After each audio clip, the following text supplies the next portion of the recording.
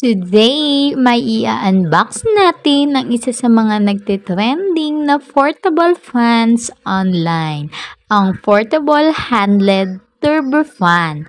Perfect ito para lalo tayo ngayong mainit ang panahon, kaya let's see kung sulit nga ba siya. Ang packaging niya ay simple pero elegant. May nakasulat na portable handheld turbo fan at meron ding spaces sa likod. Okay, buksan na natin. Sa loob ay may USB charging cable at manual.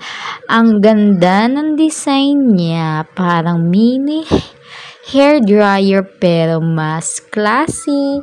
Solid ang feel, hindi mukhang cheap. Available pala siya sa iba't ibang colors like silver, pink, mint green, at blue. Super aesthetic talaga. Ngayon, tingnan natin ang features. May LED screen display siya kung saan makikita mo ang power at speed level. Imagine, up to 100 speed level na nga ito. Ang lakas ng hangin kahit nasa level 30 pa lang ako. Tapos, super quiet listening din niya.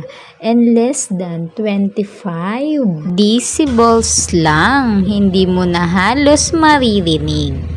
Pwede mo rin siyang gamitin handheld or ipatong lang sa desk mo. Rechargeable siya at tumatagal ng 2 hanggang 10 working hours. Depende sa setting mo. Perfect for travel or kahit sa office. Testing time. Tingnan nyo naman. Para akong nagbo-blower. Tuwang-tuwa nga ako dyan. Para kasi ang lakas-lakas niya. Naka 100 na yun. Nakatodo na yan. Grabe. Ang todo niya. Akala mo pwedeng-pwede mag-blower tayo dyan. Huy. Quality at talagang 100% perfect talaga to sa mga banasing katulad ko. Tingnan niyo naman pati buko dalang-dala. Power and tested na ngayon mga mi. Kitang-kita nyo naman. Super lakas at saka hindi siya nakaka-istorbo kasi talagang tahimik talaga siya. Hindi siya maingay na klase na kagaya sa iba na maingay na nagaganto. Bzzz. Ha ha ha. Pag nasa labas ka naman, ang bilis niya magpalamig kahit sobrang init. Plus, Type-C charging na rin to siya sa mabilis na mag-charge talaga. At napakamura na nga nito, kaya i-check out nyo na yan agad-agad.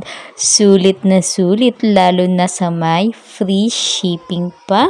So, ayan guys, kung naghahanap kayo ng stylish, powerful, at tahimik na portable fan, ito na, Turbo Fan is high